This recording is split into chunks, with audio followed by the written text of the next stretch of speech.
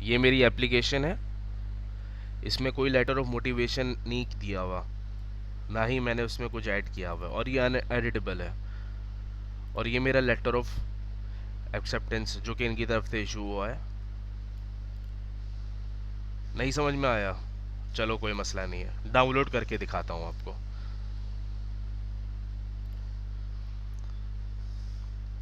ये देखिए कैसे दिया आपके भाई ने। आगे तक वीडियो देखिए, सारी चीज़ें बताता हूँ किस तरीके से ये सब कुछ हुआ। अस्सलाम वालेकुम गाइस, कैसे हैं आप? उम्मीद है आप बिल्कुल ठीक और खैरियत से होंगे। एक छोटा सा क्लिप थोड़ी सी देर पहले आपसे शेयर किया गया था। यकीनन आप आज का टॉपिक समझ गए होंगे कि ये क्या है। आज के दिन मैं आपसे वो सारी चीज़ें बताने जा रहा हूँ जो कि इंटरनेशनल ऑफिस आपकी एप्लीकेशन को एवेल्यूएट करते में उन चीज़ों का ख्याल रखते हैं। उसके साथ साथ आपको मैं बताऊँगा कि किस तरीके से हम अपनी लेटर ऑफ मोटिवेशन को दिए बगैर, जो कि बेहद मैंडेटरी है, आप फिर भी अपना लेटर ऑफ एक्सेप्टेंस हासिल कर सकते हैं। लेकिन एक बात समझ में आती होगी आपके कि ऐसा हुआ कैसे है। तो ये आपको बताता चलूँ, ये सीक्रेट ज़रूर रखिएगा अपने साथ और किसी को भी मत बताइएगा। Just joking basically. मैं आपसे वो तमाम बातें शेयर करने जा रहा हूँ जो कि एक चेकलिस्ट है उन तमाम यूनिवर्सिटीज़ का सेम स्टैंडर्ड होता है अब एप्लीकेशन एवेल्यूएट करते में।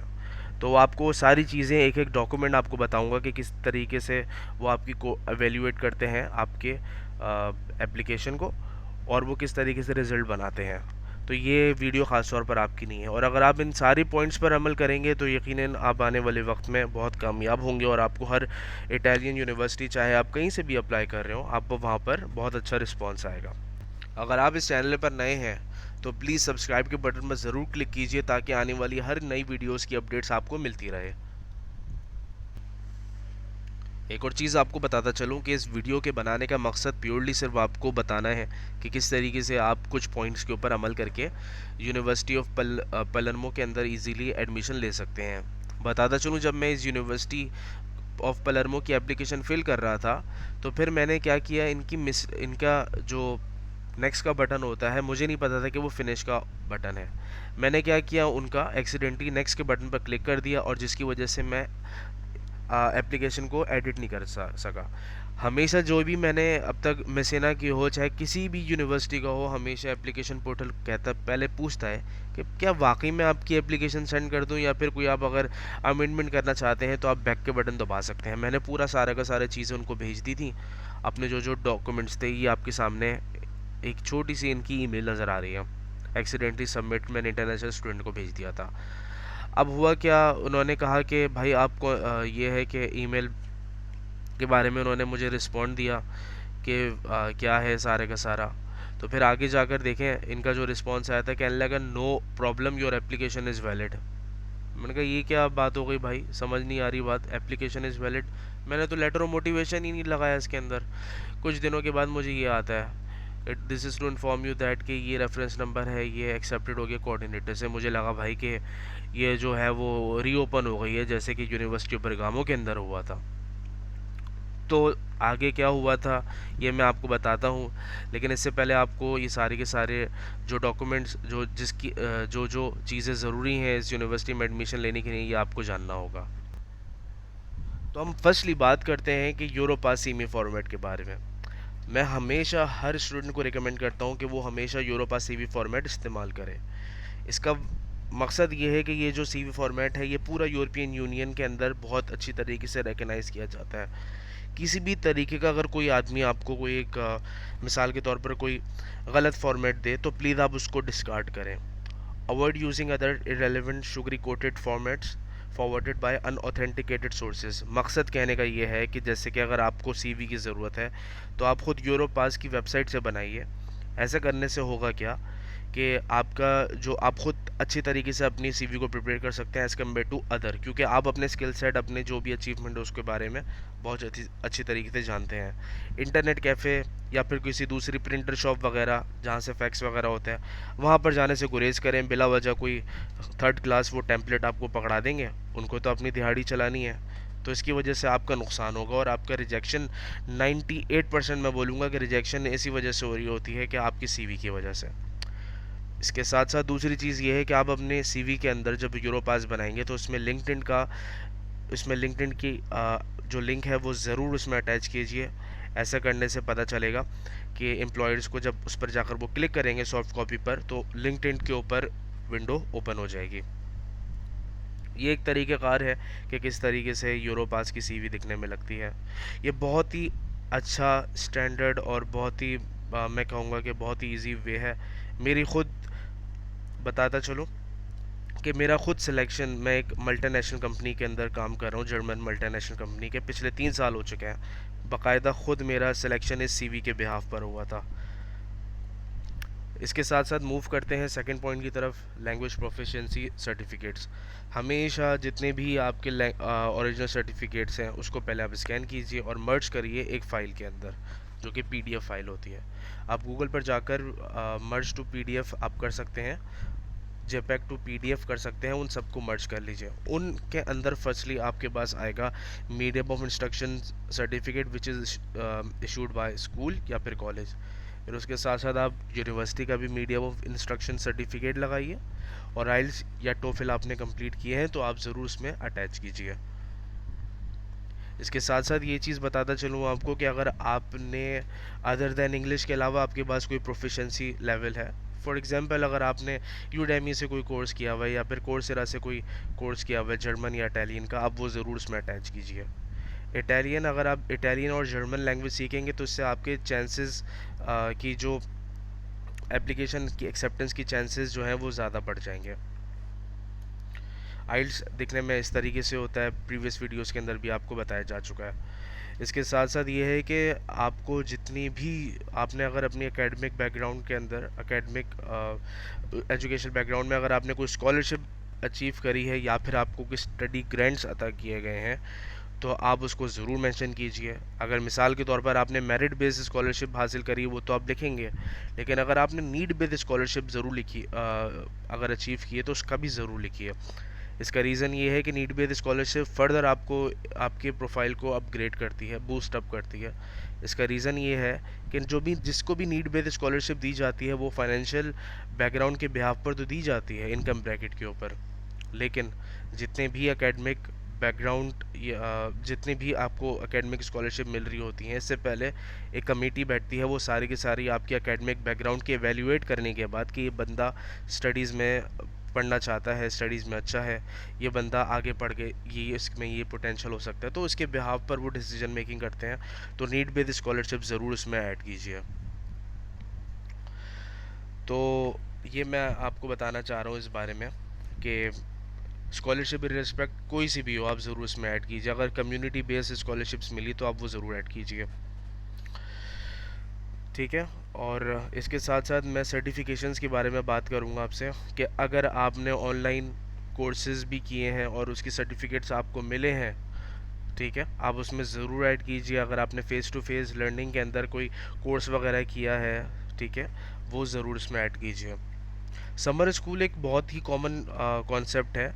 वो जब समर हमारा सेमेस्टर आता है जून जुलाई अगस्त, तो उसके अंदर बहुत सारे स्टूडेंट्स एक्सचेंज प्रोग्राम में भी बाहर जाते हैं और अपने सिटीज़ के अंदर, अपने कंट्री के अंदर जो जो यूनिवर्सिटीज़ होती हैं वो समर स्कूल ऑफ़र करती हैं।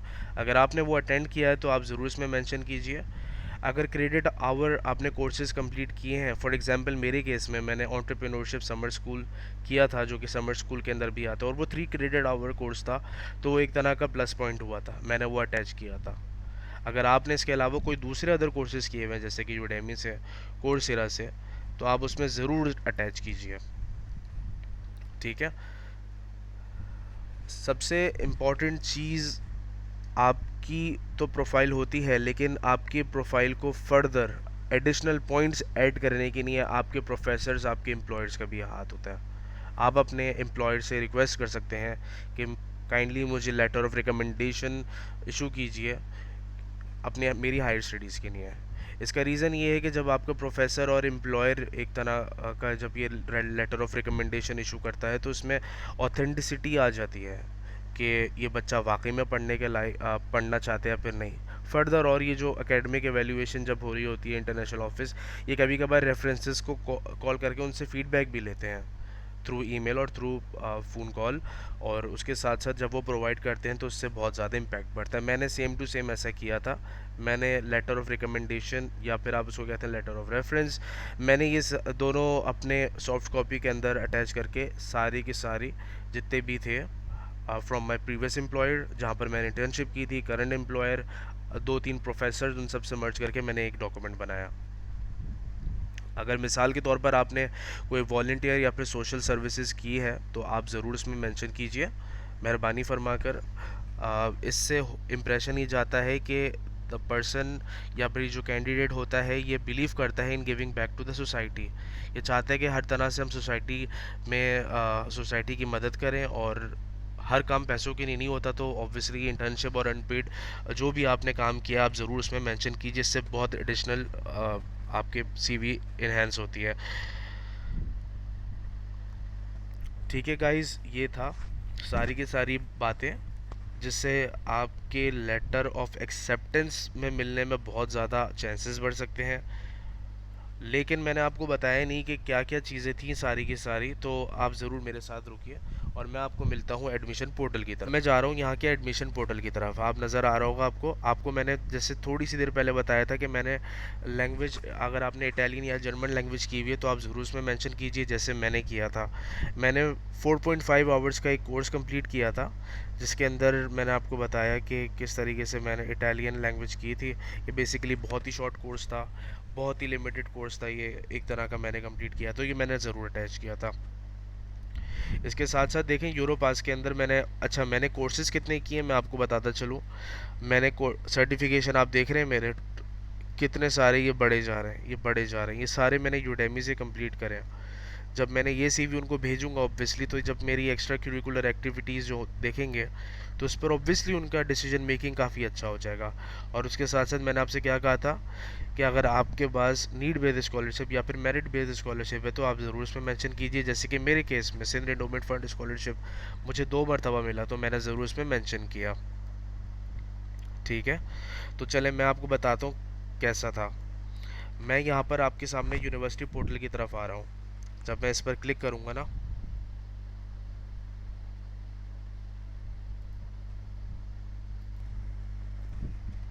तो गाइज़ मेरे सामने देखिए मेरी सारी की सारी जो जिससे मैंने सेंड किया था उनको, ये सब कुछ खुल गया है। ठीक है, अब सिंपली मुझे क्या करना है, यहाँ पर इस इंग्लिश पर क्लिक करना है ताकि अब पता चल जाए क्या है।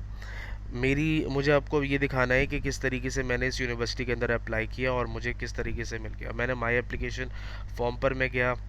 देख लीजिए स्टूडेंट्स, अगर मैंने आपको क्या कहा था कि आप 3 अप्लाई कर सकते हैं, लेकिन मैंने पता नहीं कितने सारे मेरे सामने ऑप्शन खुल गए हैं इसके अंदर। एनीवेज, तो इस पर मैंने क्लिक किया। एमएससी एडमिशन रिक्वेस्ट आपके सामने मौजूद है कि मैंने किस तरीके से इसके अंदर अप्लाई किया। मैंने अप्लाई किया था बेसिकली एंटरप्रेन्योरशिप मैनेजमेंट के अंदर, तो साइंस इकनॉमी ये आ गया। इसके अंदर मैंने ये वाला कोर्स किया था। आप देख सकते हैं अच्छी तरीके से कि मैंने इसके अंदर कोई भी एक भी मैंने लेटर ऑफ मोटिवेशन नहीं लिखा। अगर मैंने लिखा होता तो इसके अंदर होता, और ये अनएडिटेबल है। मैं क्लिक कर रहा हूँ उसके ऊपर। साथ साथ आप देखें मैंने पासपोर्ट साइज फ़ोटोज़, ट्रांसक्रिप्ट, ये सारी चीज़ें की थी। लेकिन ये जो एडिशनल डॉक्यूमेंट है ना, इसके अंदर जैसे मैंने आपको बताया मैंने लेटर ऑफ रिकमेंड, मैंने इसके अंदर क्या क्या चीज़ें ऐड करी बताता चलूँ। दो दो करके मैंने ऐड करी थी हर किसी में।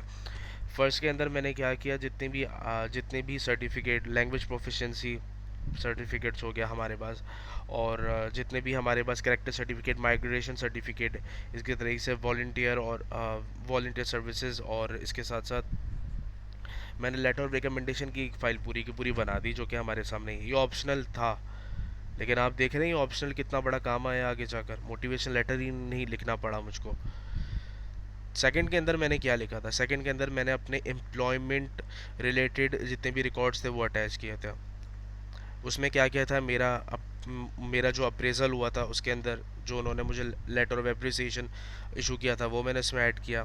मैंने इसमें ये भी बताया कि मैंने कितने इंसेंटिव्स, कितने बोनसेस वगैरह किए, और मैंने क्या किया, किस तरीके से वेलबींग ऑफ ऑर्गेनाइजेशन के लिए कंट्रीब्यूशन किया। देखें प्री एक्सेप्टेंस लेटर पर मैं क्लिक कर रहा हूँ ना, तो यहाँ पर एडमिशन जब डाउनलोड हो रहा है तो आपको नज़र आ रहा होगा कि शादिब ख़ान का एडमिशन हो चुका है इस डिपार्टमेंट के अंदर। ऑब्वियसली दिमाग में ये भी आता है कि आप ये भी सोच रहे होंगे कि किसी दूसरा सैंपल को उठाकर आप उसको कर सकते हैं अच्छी तरीके से एडिट करके फिर पीडीएफ चढ़ा दिया, लेकिन ये आपके सामने खुद एक तरह का सबूत है बोलता हुआ कि ये लेटर ऑफ एक्सेप्टेंस मुझे ये सारी चीज़ें पर अमल करके हासिल हुआ। तो गाइज़ ये था सारे का सारा मेरी तरफ से। अगर आप गाइस इन सारी चीज़ों के ऊपर अमल करेंगे, इन जितने भी छोटे छोटे पॉइंट्स मैंने आपको बताए हैं, तो इंशाल्लाह ताला मुझे इस बात पर 100% यकीन है कि आपकी तालीम आपको मायूस नहीं करेगी और आपको 100% लेटर ऑफ एक्सेप्टेंस मिलेगा। बहुत सारे स्टूडेंट्स ने अब तक अप्लाई नहीं किया, प्लीज़ अप्लाई कीजिए, बहुत टाइम है, अभी भी जुलाई तक आपके पास टाइम है। और इन द एंड एक चीज़ छोटी सी बात कहूँगा आपसे, ये सारी सीक्रेट जो हैं वो मैंने आपको प्राइवेट में बताई हैं, तो प्लीज़ ज़रा थोड़ा सा एहतियात कीजिएगा और बताइएगा नहीं। जस्ट जोकिंग, प्लीज़ दूसरों से ज़रूर शेयर कीजिएगा। और फाइनली सीक्रेट जो है वो मैंने एक्सपोज कर दिया है, तो दूसरों से ज़रूर शेयर कीजिए, बताइए कि किस तरीके से वो कर सकते हैं। प्लीज़ डिस्क्लेमर में देना चाहूँगा कि लेटर ऑफ मोटिवेशन ज़रूर लिखें, लेकिन मेरा केस अलग था। काइंडली आप ज़रूर इन सारे चीज़ों को स्टेप्स को फॉलो कीजिए। Please hit the like button, thumbs up पर ज़रूर क्लिक कीजिए और डू लेट मी नो कि मैं नेक्स्ट टॉपिक किस वीडियो के ऊपर बनाऊँ। जब तक अपने दोस्त को इजाज़त दीजिए। और इन द एंड सर, मैं आप सब लोगों से रिक्वेस्ट कर रहा हूँ कि आप लोग मेरे चैनल को सब्सक्राइब ज़रूर करें, क्योंकि देखें 75% मेरे एनालिटिक्स के मुताबिक 75% ऑफ माई टोटल ऑडियंस ये सब्सक्राइब नहीं करती है। तो प्लीज़ सब्सक्राइब पर ज़रूर क्लिक करें और मुझे इंस्टाग्राम पर भी ज़रूर फॉलो करें। Subscribe to my YouTube channel and click the bell icon for the latest videos and updates.